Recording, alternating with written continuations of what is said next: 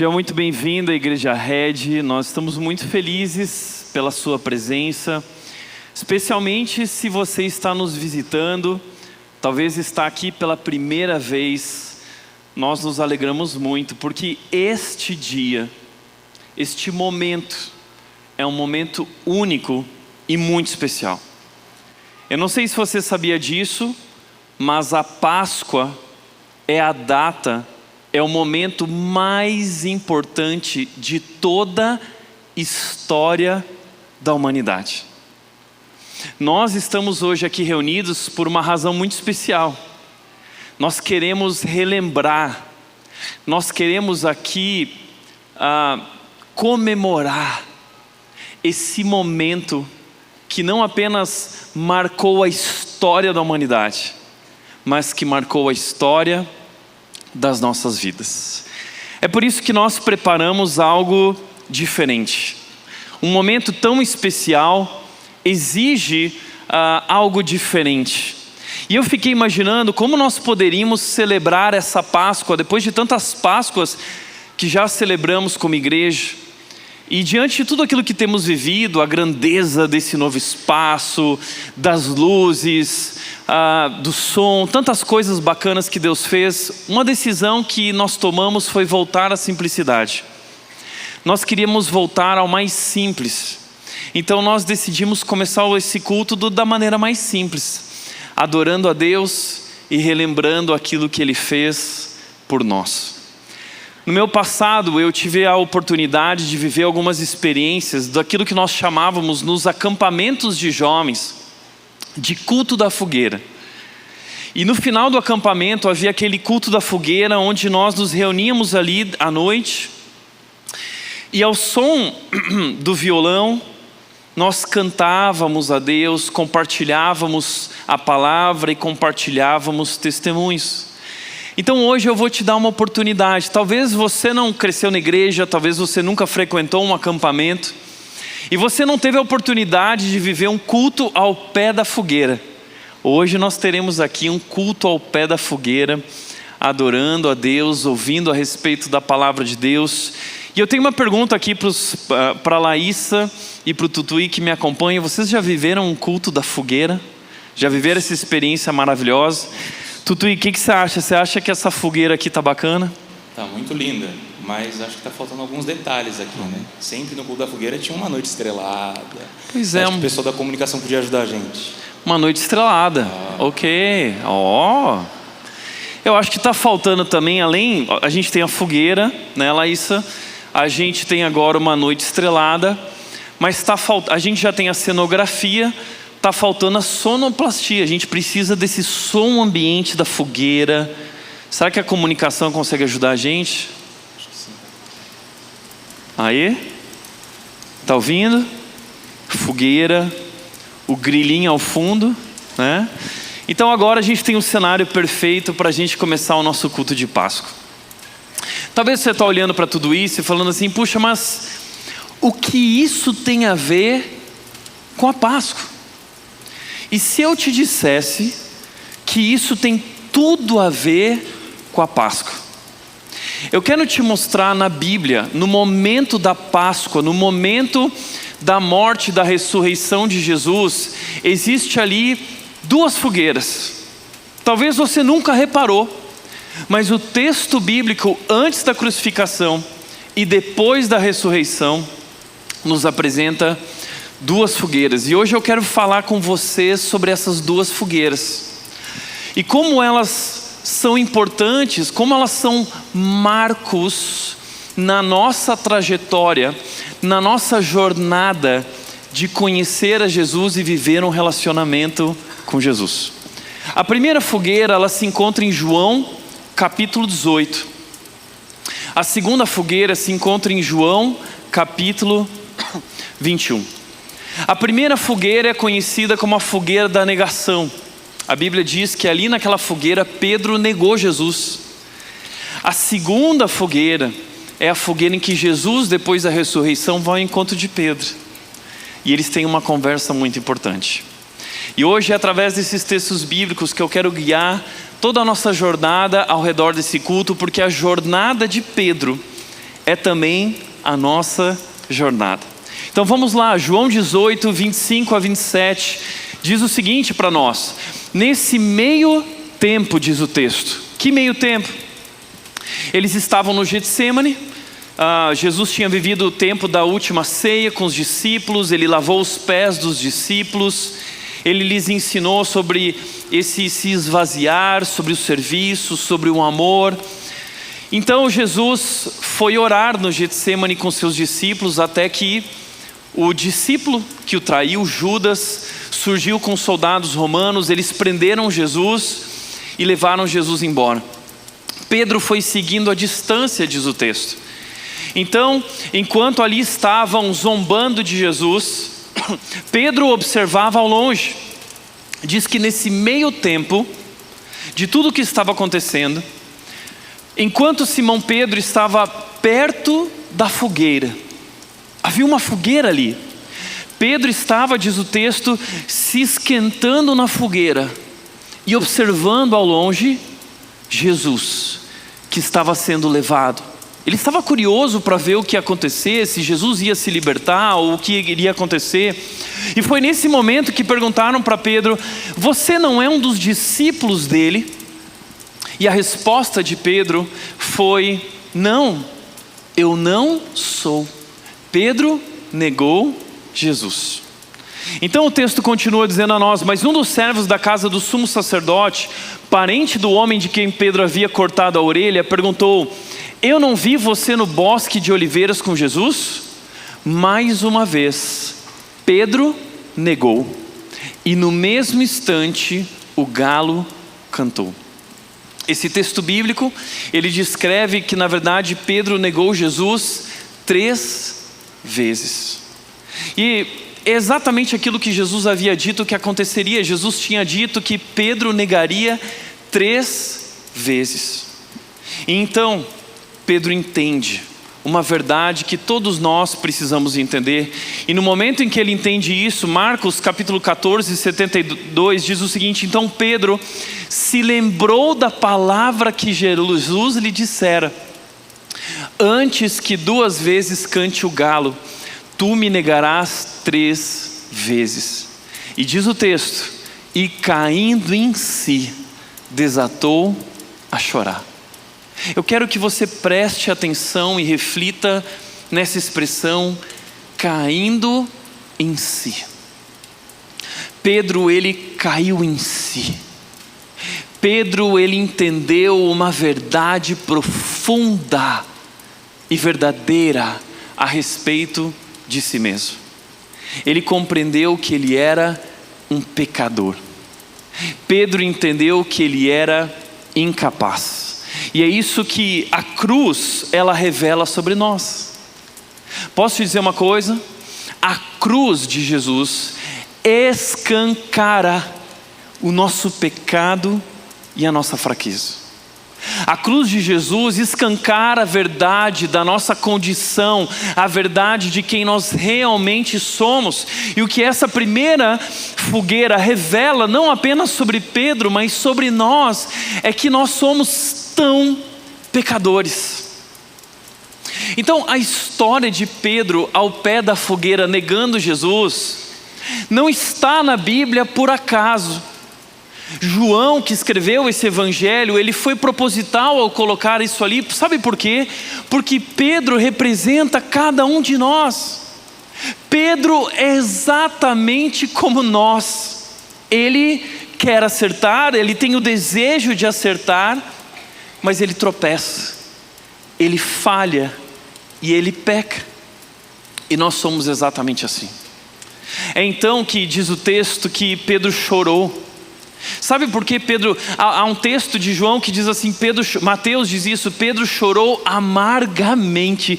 Você entende o que é chorar amargamente?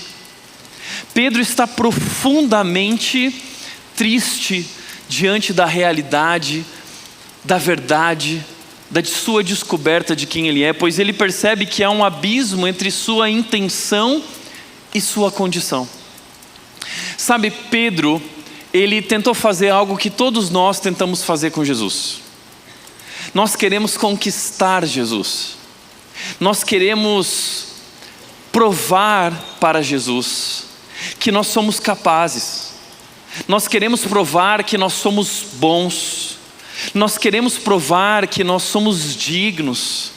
Nós queremos merecer essa relação. E Pedro tenta estabelecer como base na relação de Jesus a sua performance, dizendo: Jesus, ainda que todos te neguem, eu não vou te negar. Ainda que todos te deixem, ainda que todos te abandonem, eu não vou te abandonar. Jesus, eu sou diferente. Então, essa fogueira está ali para mostrar que eu e você somos como Pedro. Nós não somos capazes de merecer esse amor. Nós jamais seremos capazes de conquistar por nossa performance esse amor. Na verdade, Jesus não morreu na cruz para mostrar e provar o valor que nós temos. Jesus morreu na cruz para nos libertar da nossa condição de pecadores. Porque o pecado, ele faz exatamente isso. O pecado em nós é essa incapacidade. Você já percebeu isso? Você já viveu essa experiência de eu desejo, eu quero? Paulo descreve essa experiência em Romanos 7, ele diz: aquilo que eu desejo, eu não consigo fazer. Aquilo que eu não quero fazer, eu acabo fazendo. E ele então revela essa frustração, dizendo: miserável homem que sou. O que essa cruz revela é isso. Nós somos miseráveis. Nós somos tão pecadores. Mas sabe qual é o escândalo da cruz? É que mesmo Deus sabendo exatamente quem nós somos, pecadores, Ele nos amou até o fim. Esse é o escândalo da cruz. O Deus que conhece nossa fraqueza, nossa miséria, escolheu nos amar até o fim. Esse é o escândalo da cruz. Um Deus que nos ama apesar de quem nós somos. E como diz Tim Keller, a verdade que a cruz escancara é essa: nós somos muito piores do que imaginamos, mas também somos muito mais amados do que poderíamos sonhar. Essa é a verdade da cruz. A cruz escancara a verdade de que eu e você somos pecadores, e eu e você somos muito piores do que podemos imaginar. Mas ao mesmo tempo, nós somos mais amados do que jamais poderíamos sonhar. Que Deus! E essa é a verdadeira experiência, essa experiência de Pedro ao redor da fogueira, de perceber, de enxergar a verdade sobre si mesmo. Esse é o caminho da salvação. Sabia disso? Esse é o caminho. Enquanto você não enxergar essa verdade, enquanto você não chorar amargamente como Pedro chorou, você jamais será capaz de perceber, de compreender esse amor. Enquanto você não compreender a gravidade do seu pecado, você jamais será capaz de reconhecer a grandeza do amor de Deus. E a pergunta que eu tenho para você é essa: você já viveu essa experiência? Você já viveu essa experiência de enxergar, de chorar amargamente, compreendendo aquilo que Pedro e Paulo compreenderam? Miserável homem que sou. Mas ao mesmo tempo, enquanto percebe a gravidade do seu pecado, ser tomado e inundado pela certeza da grandeza do amor de Deus, é uma experiência única. É uma experiência não emocional, é uma experiência espiritual. É quando o Espírito de Deus vem ao nosso encontro e traz convicção do nosso pecado e desse grande amor de Deus incondicional derramado em nosso favor. Eu nunca esqueço, e eu já contei tantas vezes essa história, porque essa história que mudou minha vida. Um dia eu estava ao piano, e foi ali que eu vivi essa experiência de compreender. E eu lembro que eu podia enxergar claramente os meus pecados. Eu era capaz de perceber a gravidade do meu pecado. E eu caí de joelhos, chorando amargamente. Mas enquanto eu percebi o pecado, eu também era capaz de experimentar o amor de Deus inundando meu coração. E foi a maior e melhor experiência que eu já vivi na minha vida. E tem uma música, Tutuí, que fala sobre isso. Sobre esse Deus que nos conhece, sabe exatamente quem nós somos, e mostra que esse Deus nos ama, mesmo nos conhecendo. Um Deus que nos amou apesar de nossas falhas. E eu queria te convidar, Tutuí, você canta? Eu toco, você canta. Se você conhece essa canção também, peço que você me ajude. Vamos juntos louvar o Senhor.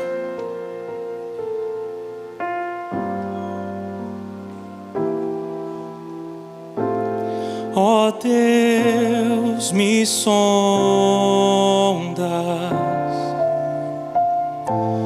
conheces-me,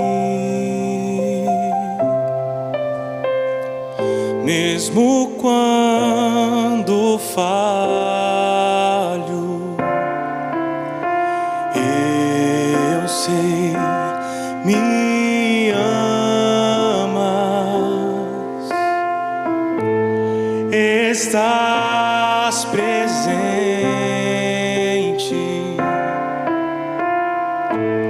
a me cercar.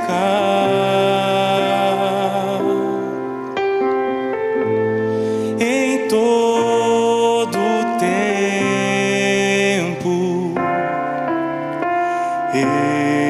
eu sei, me amas.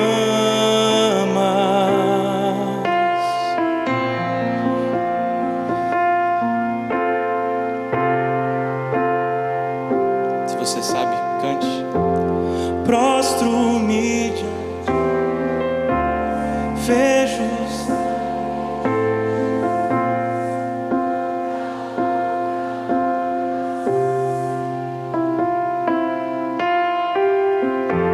sobre a morte, sua glória.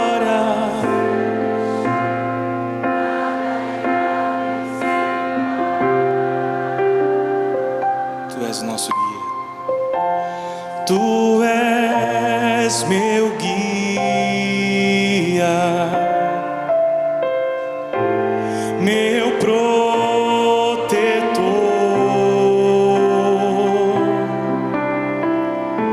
Tua mão me firma,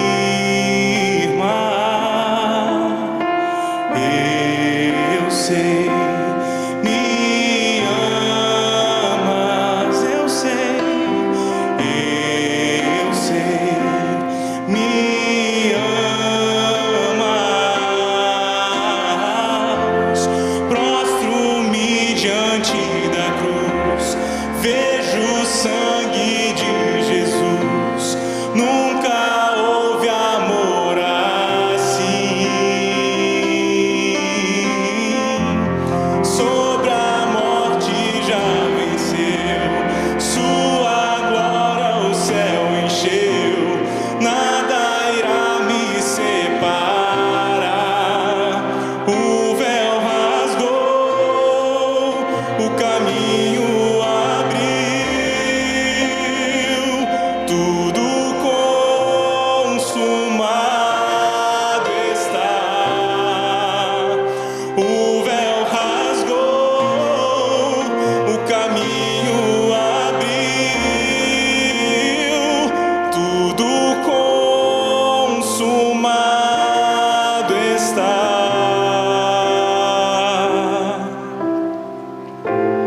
E quando tudo se acabar, estarei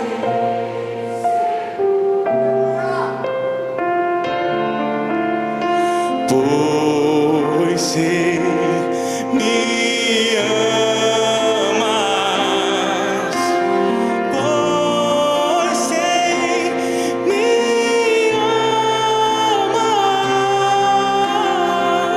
amas. Prostro-me diante da cruz, vejo o sangue de Jesus. Nunca houve amor assim.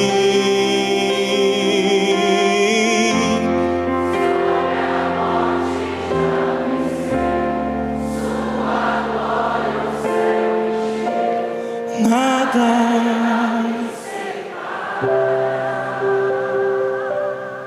Amém.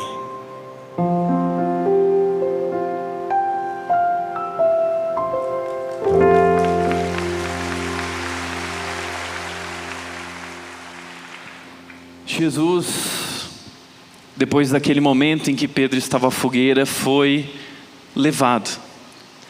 Então ele foi julgado, ele foi condenado, ele foi açoitado, ele foi zombado e ele foi crucificado. E existe um texto na Bíblia que descreve todo o processo de dor pelo qual Jesus passou. Eu quero ler esse texto junto com você.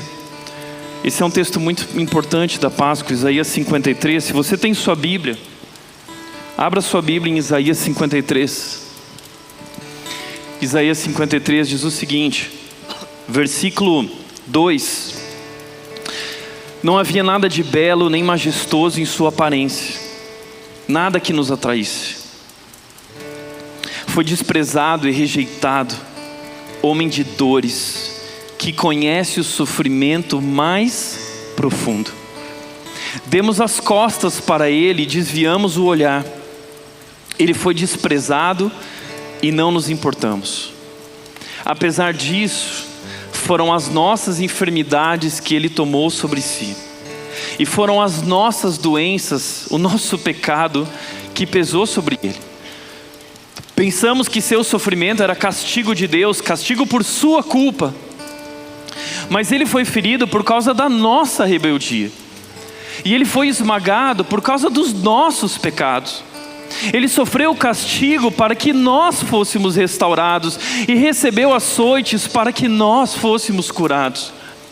Todos nós nos desviamos como ovelhas, deixamos os caminhos de Deus para seguir os nossos caminhos. E no entanto, o Senhor fez cair sobre ele os pecados de todos nós. Ele foi oprimido, ele foi humilhado, mas não disse uma só palavra. Foi levado como cordeiro para o matador, como ovelha muda diante dos tosqueadores, não abriu a boca. Condenado injustamente, foi levado embora. Ninguém se importou de ele morrer sem deixar descendentes, de sua vida ser cortada no meio do caminho. Mas ele foi ferido mortalmente por causa da rebeldia do meu povo. Ele não havia cometido nenhuma injustiça e jamais havia enganado alguém. Ainda assim, foi sepultado como criminoso, colocado no túmulo de um homem rico. Fazia parte do plano do Senhor esmagá-lo e causar-lhe dor.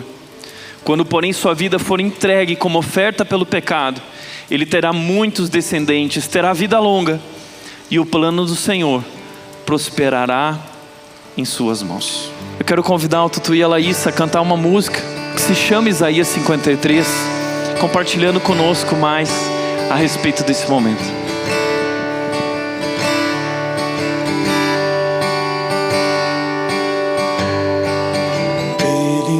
Tinha qualquer beleza ou majestade para nos atrair.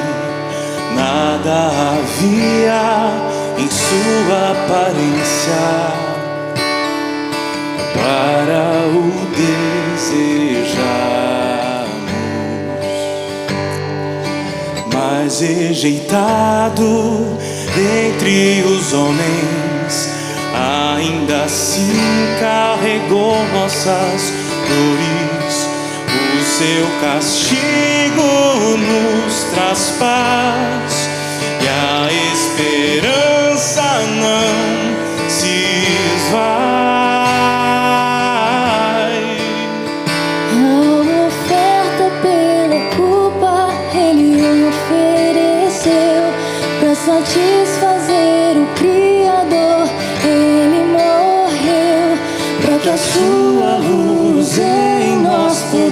pudesse brilhar, o Filho do amor se entregou em nosso lugar.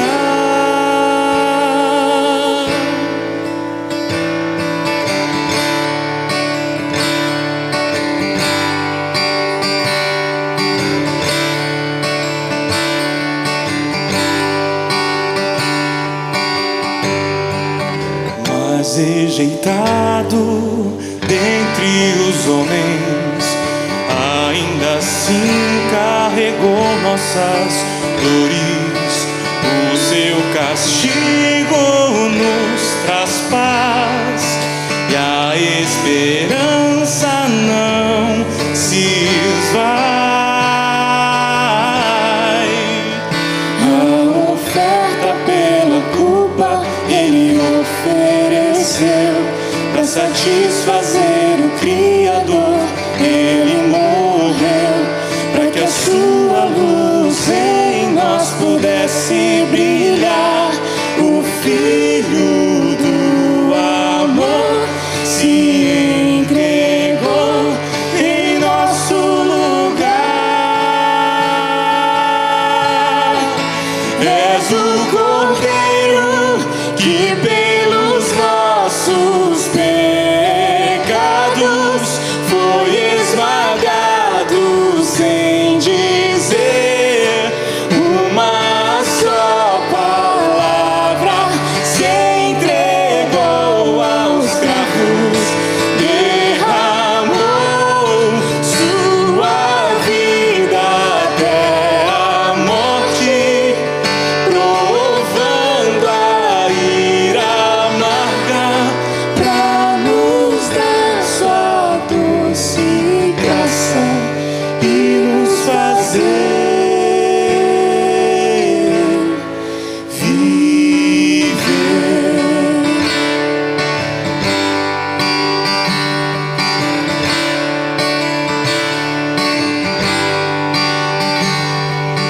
La la la, la la la, la la la, la la la, la la la.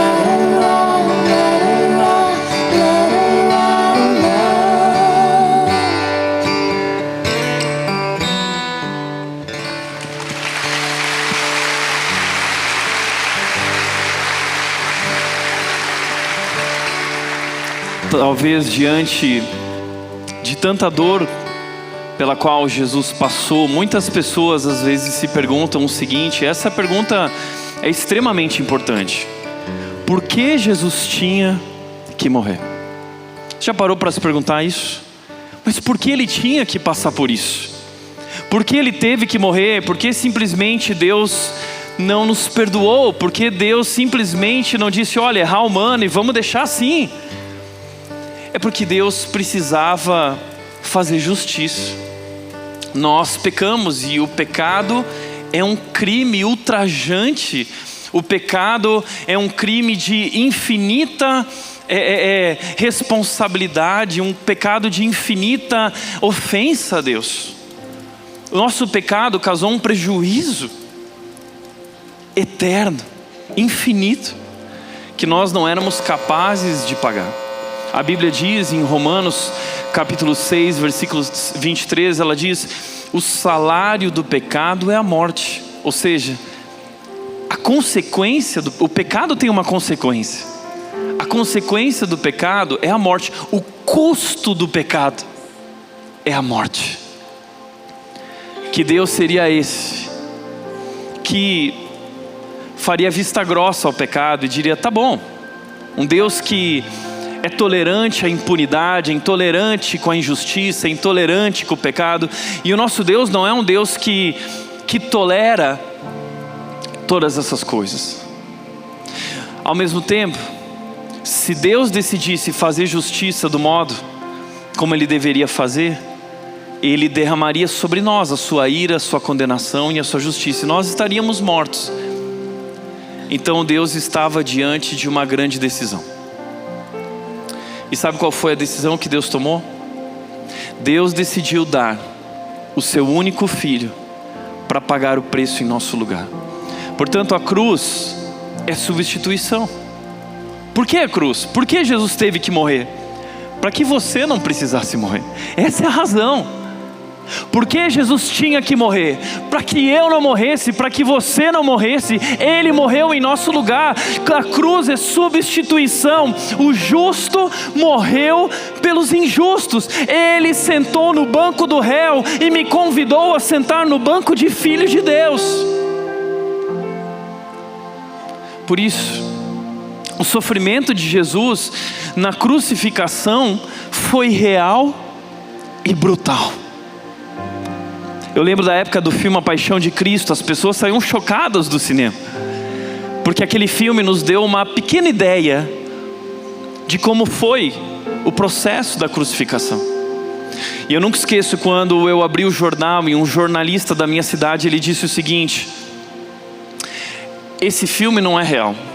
A história de Jesus morrendo na crucificação não é real, porque é impossível que um homem tenha passado por tudo aquilo. Pois bem, ele passou e passou como homem. Ele abriu mão dos seus poderes temporariamente, ele se esvaziou da sua glória para sofrer em nosso lugar. E o sofrimento de Cristo foi real e brutal. Para que você entenda, cada golpe, cada açoite, cada cravo, cada dor carrega o peso da nossa culpa. Ele foi açoitado, ele foi zombado, ele foi cuspido, colocaram uma coroa de espinhos que pressionava a sua cabeça. Colocaram cravos em suas mãos, mas sabe de toda a dor que ele passou, todo o sofrimento que ele teve que experimentar. O maior peso que Jesus levou sobre si não foram os açoites, não foram os cravos, não foi a coroa. O maior peso sobre Jesus foi o peso da nossa iniquidade, o peso da nossa maldade, o peso do nosso pecado. Foi isso que pesou. A Bíblia diz em Isaías 53, que lemos e cantamos aqui, que ele foi esmagado por nosso pecado, que ele foi transpassado pela nossa iniquidade, e que o castigo que estava sobre nós foi colocado sobre ele. Jesus não temia a morte, Jesus temia beber do cálice da ira de Deus, o pior cálice que alguém poderia beber.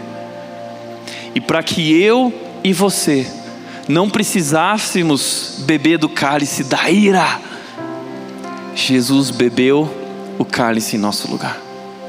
Antes da crucificação ele orou dizendo: Pai, se for possível, afasta de mim esse cálice, mas seja feita a tua vontade. Jesus bebeu o cálice da ira de Deus até a última gota. Então o pai derrama a ira sobre o filho, o próprio filho.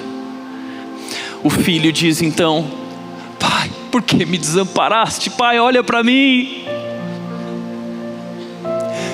Há uma separação entre o pai e o filho. O pai joga toda a condenação do mal sobre o filho. Você consegue entender isso? O que significa essa ruptura entre o pai e o filho? Nesse momento em que o filho toma todo o pecado sobre si, e o pai, que é santo, não pode olhar para o filho. Eles têm comunhão eterna. A relação que o pai e o filho têm não é uma relação de 10, 15 anos, 40 anos, 50 anos. Eles têm uma relação eterna por toda a eternidade. O pai ama o filho ama o pai. E nesse momento o pai joga toda a sua ira sobre o filho. E é ali na cruz. A cruz é onde a justiça e o amor de Deus se encontram.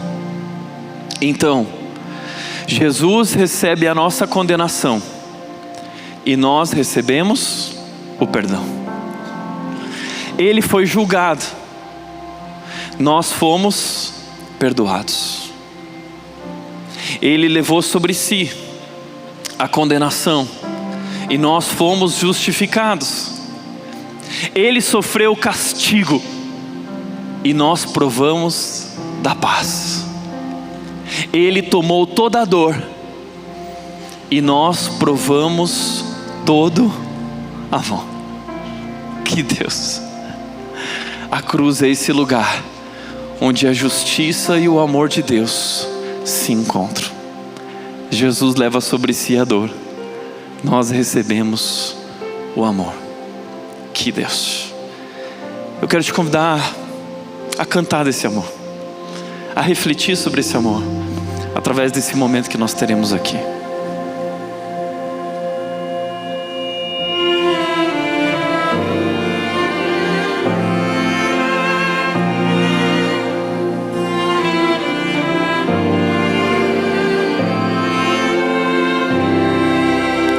Graças eu te dou, Pai,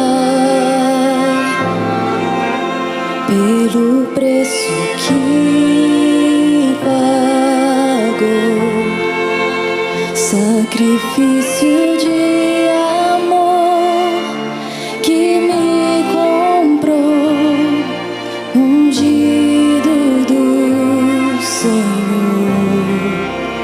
pelos cravos em tuas mãos.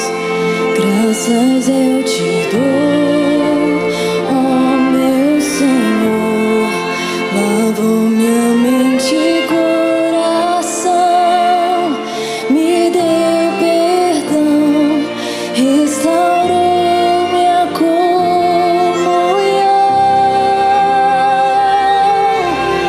Digno é o Senhor, sobre o trono está,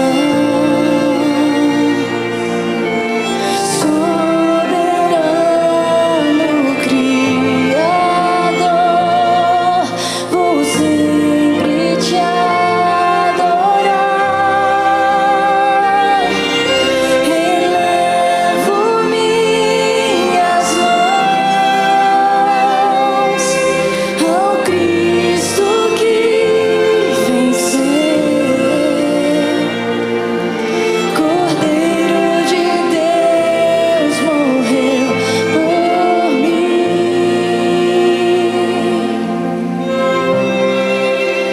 mas ressuscitou.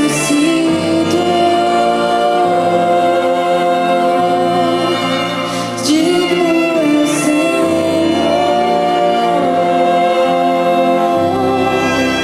Graças eu te dou, Pai, pelo preço que pagou, sacrifício de amor que me comprou, ungido do Senhor, pelos cravos em tuas mãos.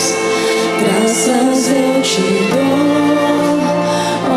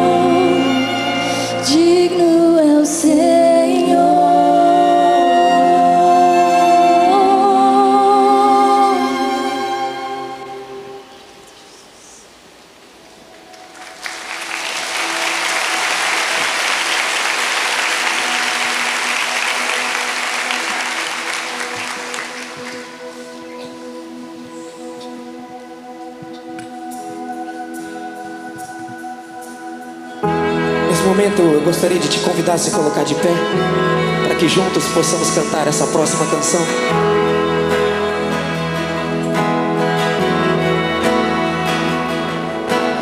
O Cordeiro que sofreu, traído pelos seus, Ele carregou por mim todo o pecado meu.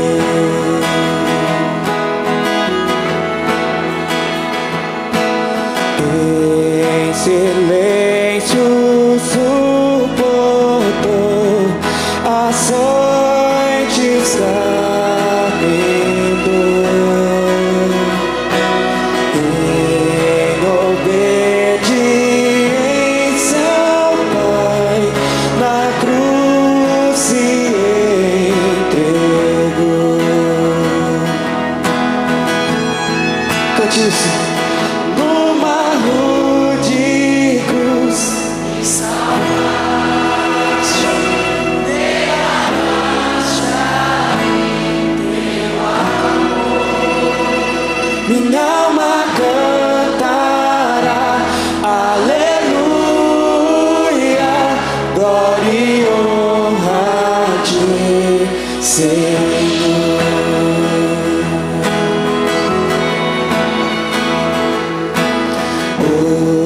Unigênito de Deus, vieste redimir e perdoar a todo que se entregar a ti. Numa rude cruz me salvaste, derramaste ali teu amor. Minha alma cantará, aleluia, glória e honra a ti, Senhor. Diga isso. Tudo pago está, nada devo mais, pelo sangue que derramou na cruz. O pecado já não me prende mais. Quem Jesus livra, livre viverá. Tudo pago está,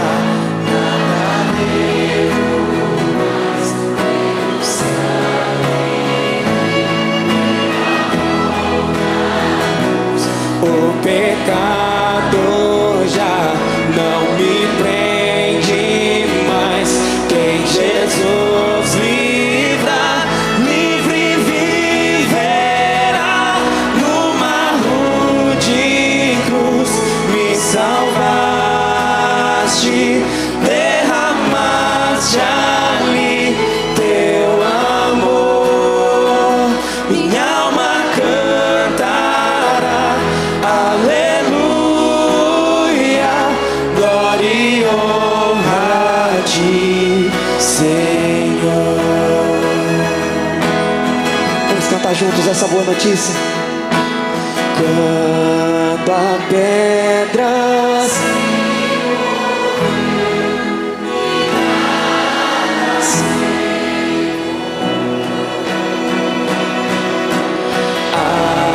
aleluia, glória a Deus, Jesus ressuscitou.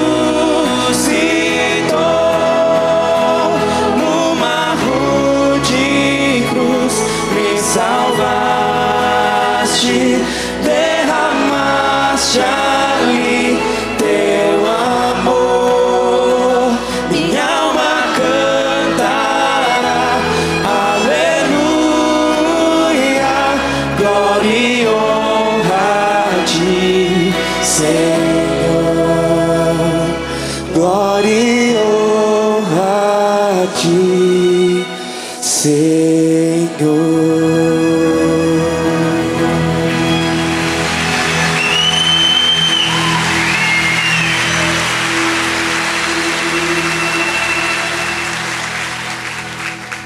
pode se sentar, por gentileza?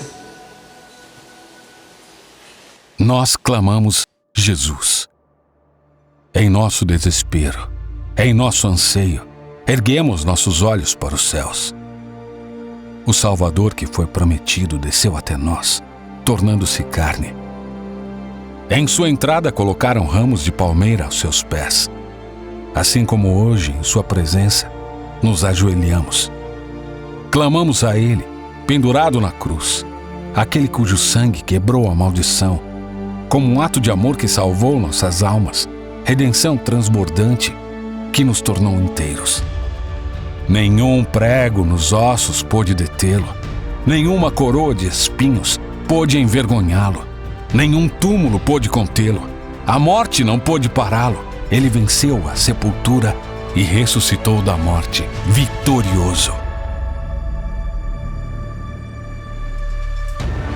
Clamamos: Jesus, Jesus, Jesus, Tu és a ressurreição e a vida.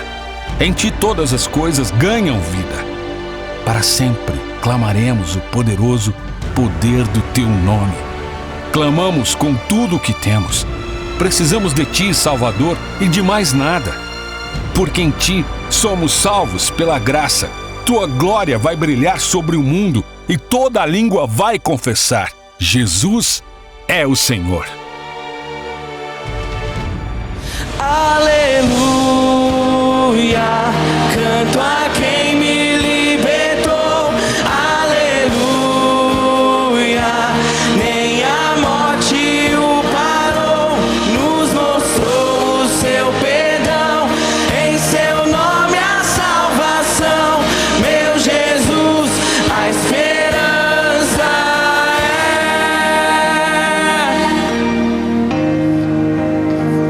Um grande abismo nos separava, não poderia me retratar.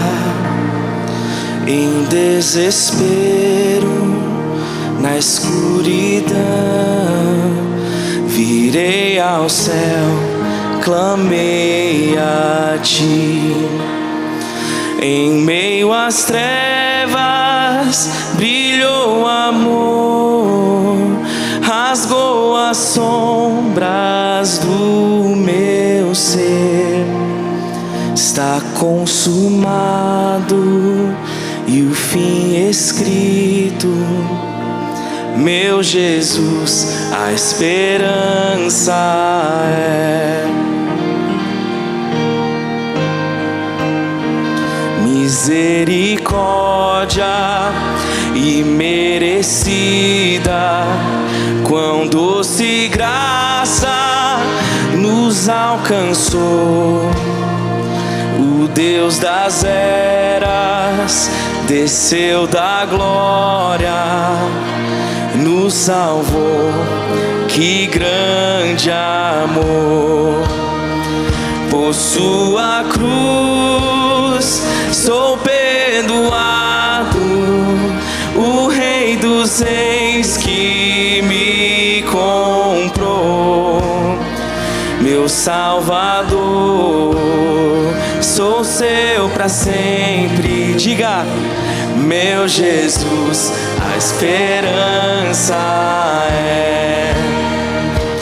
Aleluia, canto a quem me libertou. Aleluia,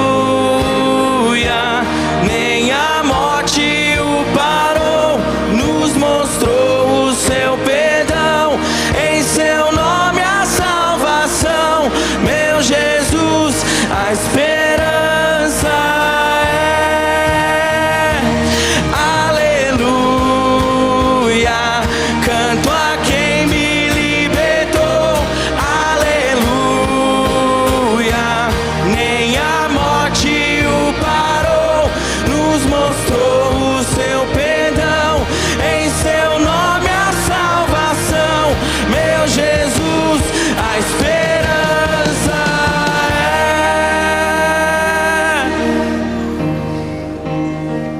Amanheceu com a promessa, A sua morte nos trouxe vida e com poder venceu a morte, ressurgiu e vivo está.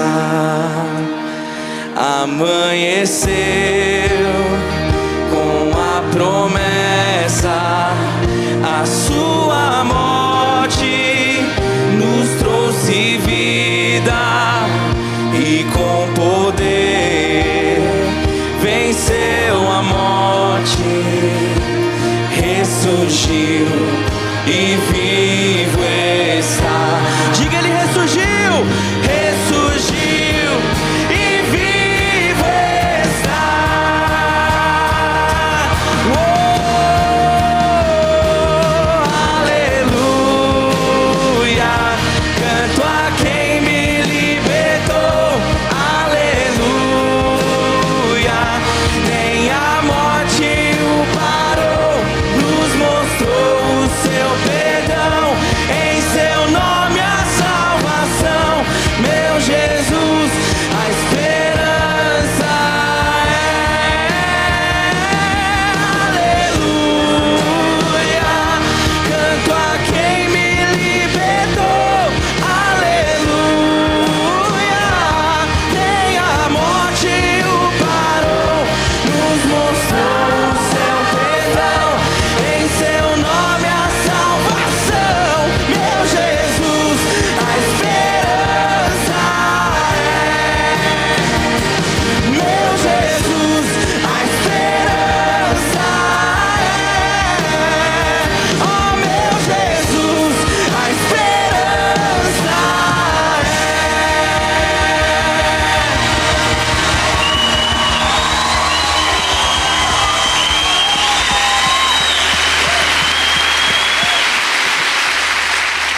é. Uau, que Deus, que amor. Você pode sentar, por favor? Ele venceu a morte.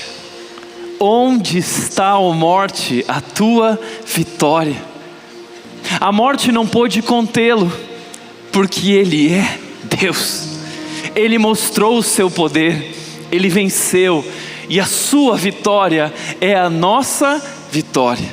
O triunfo de Cristo sobre a cruz é o nosso triunfo, é a certeza, é a esperança que nós temos de uma vida eterna, de um novo amanhã. Interessante que depois desse grande momento da ressurreição, o maior momento de toda a história da humanidade, Jesus vai ao encontro dos seus discípulos. Mas adivinha quem Jesus vai ver primeiro? Pedro. Jesus tem um encontro marcado com Pedro. E num desses encontros, João descreve o momento em que Jesus prepara uma fogueira, uma segunda fogueira, depois da crucificação. A primeira fogueira, nós descobrimos essa verdade a respeito do Evangelho, de que nós somos miseráveis.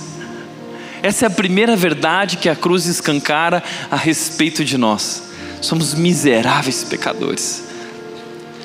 Mas a segunda verdade se encontra aqui nesse momento. Nós somos tão amados, apesar de quem somos. Somos profundamente amados por Jesus.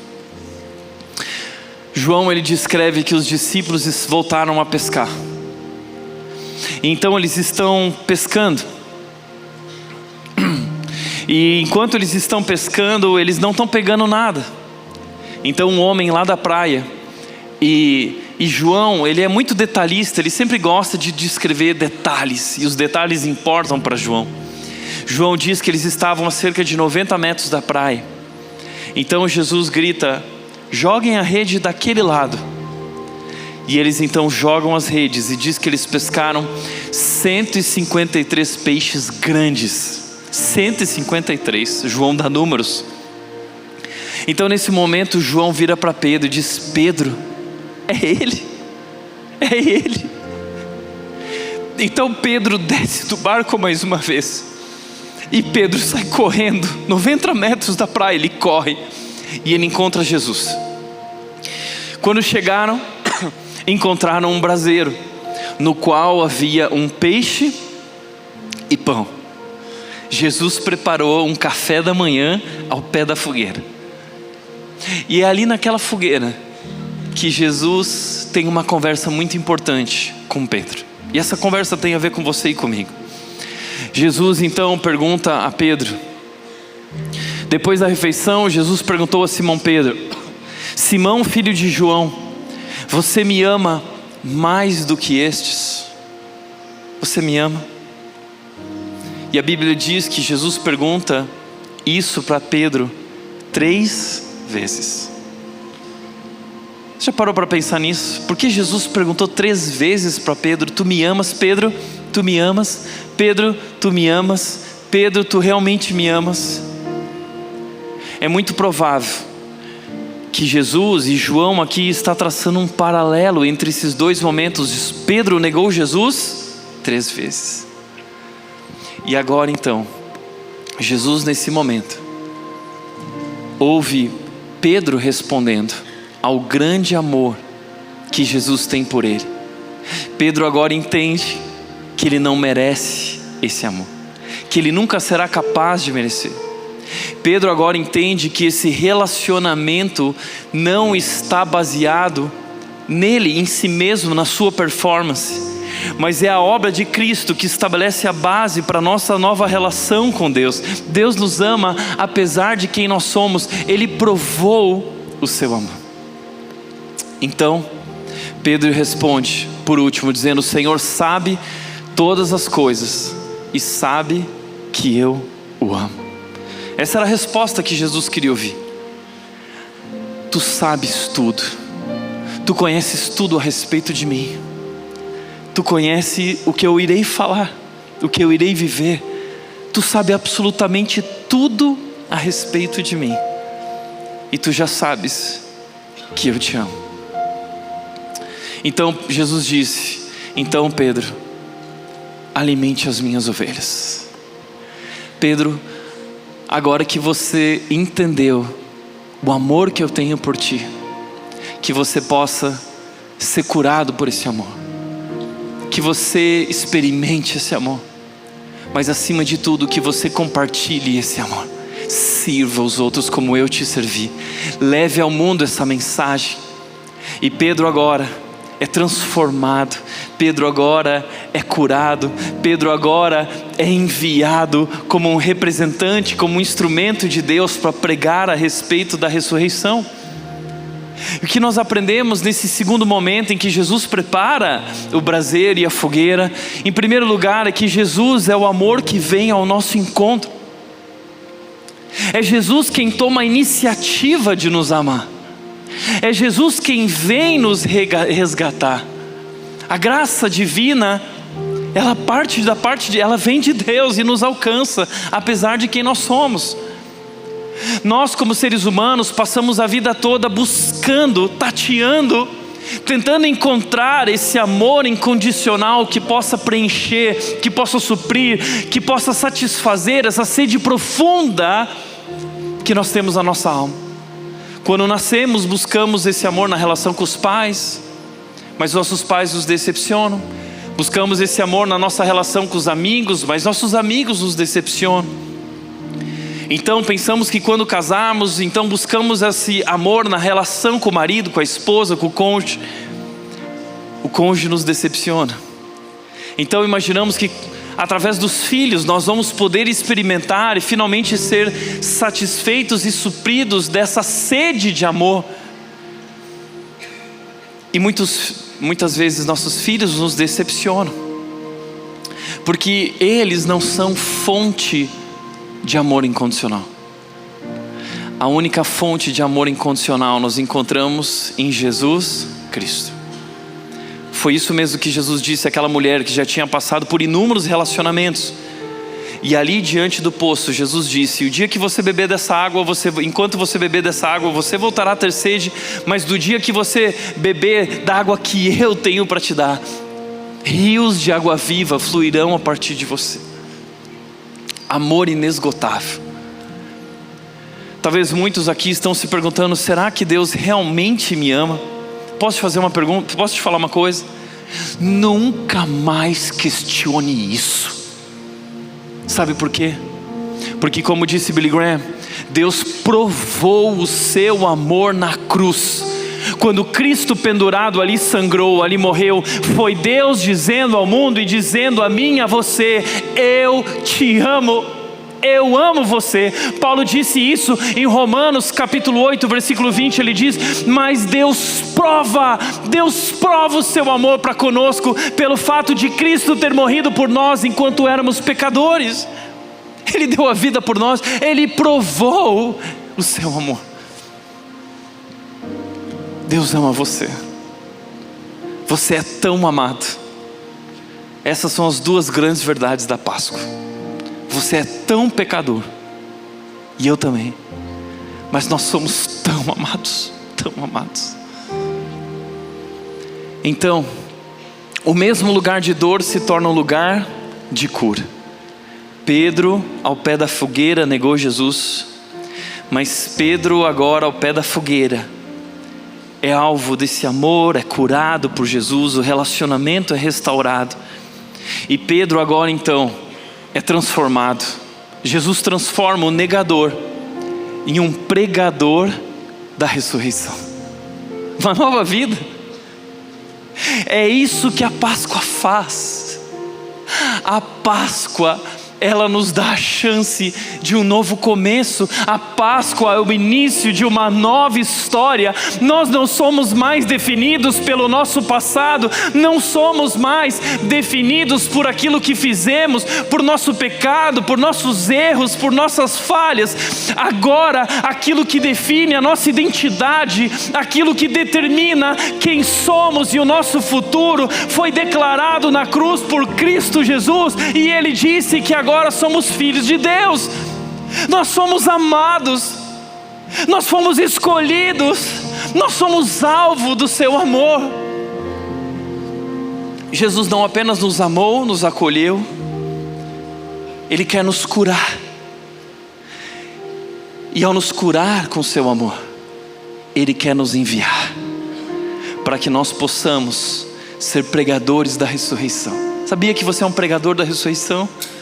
Por onde nós andamos nessa cidade, nesse mundo, nós somos a prova viva de que Jesus Cristo ressuscitou. Ele está vivo, e é por meio de nossas vidas e palavras que nós devemos demonstrar essa grande verdade sobre o fato de termos sido amados por Deus, apesar de quem somos.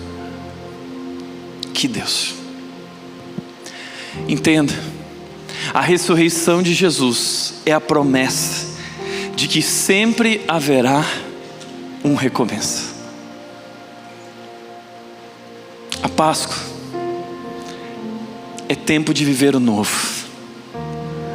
Não importa quem você é, não importa qual é a tua história, não importa quais são as tuas falhas e pecados, Deus te ama. E em Cristo Jesus há uma nova vida.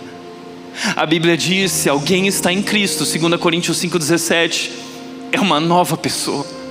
As coisas antigas passaram e tudo se fez novo. Viva o novo em Cristo Jesus. A chance de recomeçar. Que amor, não? Que amor é esse? Que grande amor. Entenda, enquanto não compreendemos a gravidade do nosso pecado, jamais seremos capazes de compreender a grandeza, a imensidão do amor de Deus. E foi por essa razão que hoje nós escolhemos fazer um culto ao pé da fogueira, no simples, no ordinário, buscando a essência. Porque o meu maior desejo hoje para você era mostrar não o tamanho do telão, não a quantidade de luzes, mas que você pudesse contemplar a imensidão do amor de Deus por você. Que amor, que Deus. Mas esse grande amor demanda uma resposta. Esse grande amor, ele espera por uma resposta. Foi por isso que Jesus disse, e a pergunta de Pedro a Jesus ainda ecoa até hoje. 2000 anos se passaram.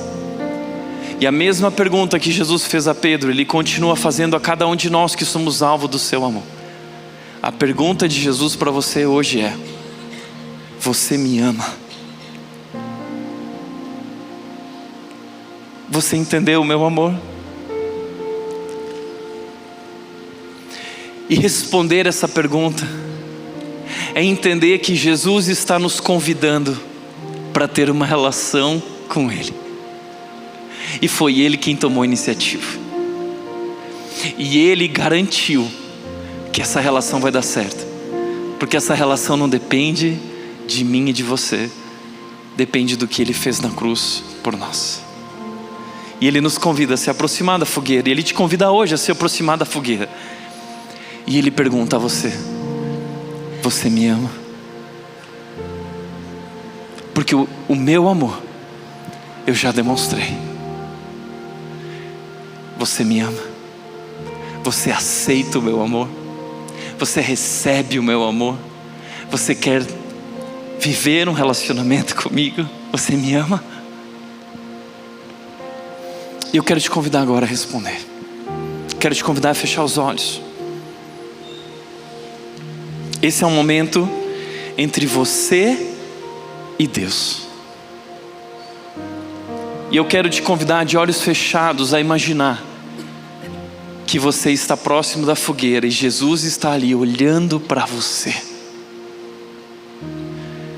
E Jesus agora te pergunta: você me ama? Eu lembro que nos cultos da fogueira em que eu vivi, havia oportunidade para que pessoas que nunca responderam essa pergunta, que nunca tomaram uma decisão com Cristo, pessoas que não tinham um relacionamento com Jesus e gostariam de ter, e começar uma nova vida, compreendendo que são pecadores e se rendendo aos pés de Jesus, declarando Ele como Salvador. E eu gostaria, como assim um culto da fogueira, dar essa chance a você. E eu vou fazer uma pergunta agora, e eu quero convidar você a declarar Jesus Cristo como Salvador da tua vida, se você nunca fez isso na tua vida. A Bíblia diz: se com tua boca confessares que Jesus Cristo é o Salvador, tu serás salvo. Se você crer com o seu coração e confessar com a tua boca, você será salvo. Se você crer de coração, eu quero te convidar a confessar isso com palavras, ficando de pé. E esse momento agora é para aqueles que nunca tomaram uma decisão com Cristo. Se você nunca disse a Jesus, se você nunca confessou com teus lábios dizendo: eu reconheço que sou pecador e eu quero te receber, Jesus, como meu Salvador, esse é o momento. Todos estão de olhos fechados. Você está ao pé da fogueira. E a pergunta de Jesus é: tu me amas? Se você ama Jesus e você gostaria de hoje iniciar um novo relacionamento com Ele, se você quer tomar essa decisão com Cristo, eu quero te convidar a ficar de pé e eu vou orar por você. Fica de pé onde você está. Amém. Amém, amém, amém. Fica de pé. Todos os outros estão de olhos fechados.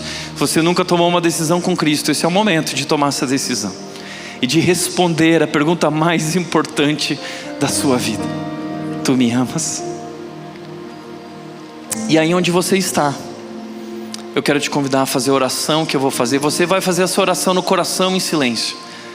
A oração é a seguinte: querido Deus, eu não mereço o teu amor. Eu reconheço hoje que sou pecador, sou miserável, mas ainda assim o Senhor escolheu me amar. Por isso hoje eu quero me render a Ti, diante do Teu amor.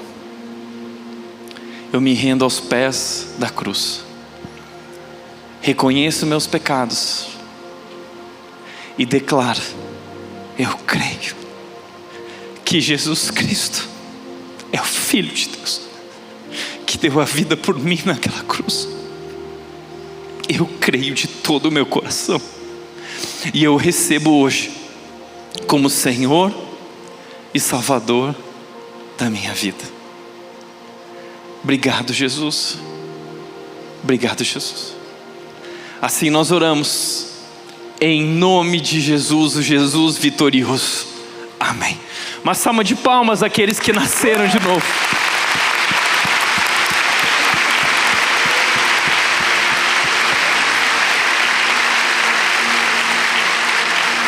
Esse é o poder da cruz. Poder de ressuscitar e gerar vida. Nós precisamos agora cantar. Nós precisamos fazer uma festa acontecendo nesse momento lá no céu. E nós vamos nos unir a essa grande festa, adorando esse Deus e agradecendo pelo seu perdão. Fica de pé e cante bem alto de coração.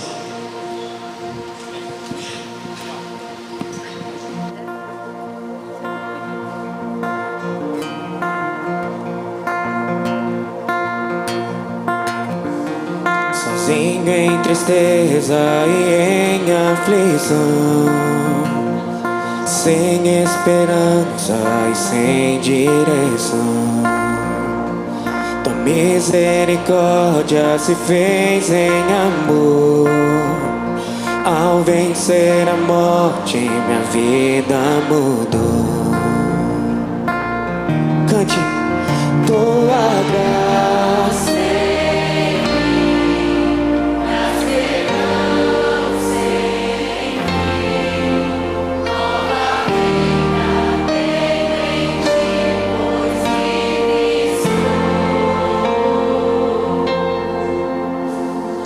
preso estava e me libertou. Minha vergonha com sangue pagou. Me fez teu amigo, trazendo perdão. Diga! Ao vencer a morte, minha vida mudou. Tua graça em mim traz perdão sem fim. Nova vida tenho em ti, pois livre sou. Teu eterno amor derramado em nós. Nova vida tenho em ti, pois livre sou.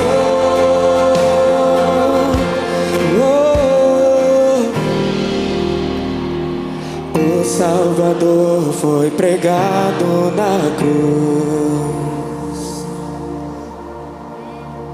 Trevas vieram, mas não era o fim. Quando entraram no túmulo, não encontraram o corpo do Senhor Jesus. Enquanto estavam ali perplexas, dois homens apareceram vestidos com mantos resplandecentes. As mulheres amedrontadas curvaram-se com o rosto em terra. Então aqueles homens perguntaram: por que vocês procuram entre os mortos aquele que vive? Por que vocês procuram entre os mortos aquele que vive? No terceiro dia ele ressuscitou. Ao vencer a morte, minha vida mudou. Tua graça em mim traz perdão sem fim. Nova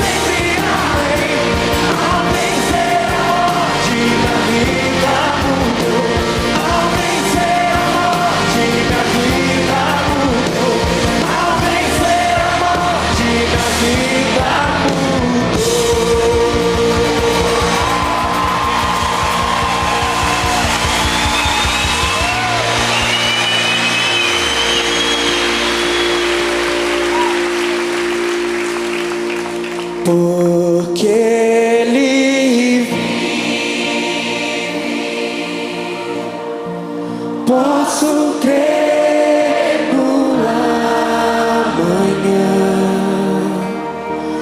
porque Ele vive. Temor não há, mas eu bem sei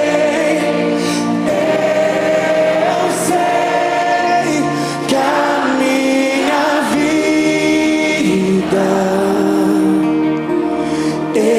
está nas mãos do meu Jesus, que vive está.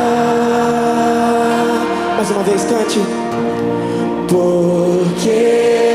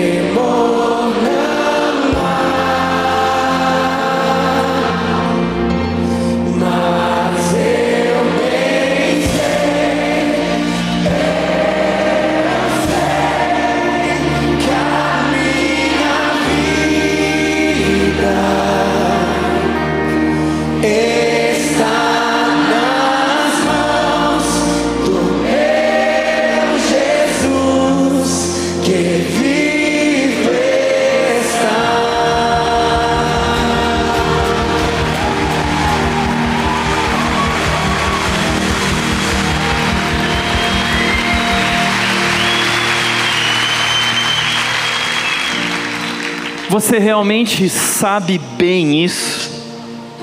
Você acabou de cantar dizendo, mas eu bem sei. Você realmente sabe que a tua vida está nas mãos dEle? Nossas vidas não estão nas mãos do inimigo, não está nas mãos das circunstâncias ao nosso redor. Nós não estamos à mercê, esquecidos desse mundo. Não, nós somos comprados com sangue precioso e nossas vidas estão em suas mãos. Então hoje é dia de sair daqui sabendo bem isso. Ele está vivo, Ele venceu a morte e a vitória dele na cruz é a nossa vitória, e a vida dele sobre a cruz é a nossa esperança viva que temos, a certeza de que viveremos para sempre com Ele no seu reino. Saia hoje daqui inundado por esse amor e comprometido em anunciar e compartilhar desse grande amor de Deus. Amém?